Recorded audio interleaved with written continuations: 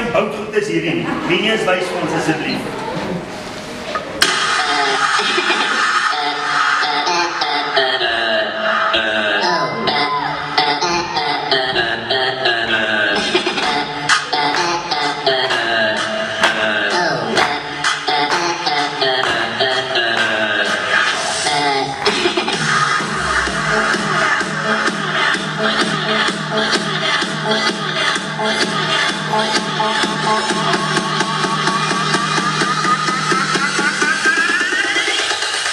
Tu le peras con la papaya.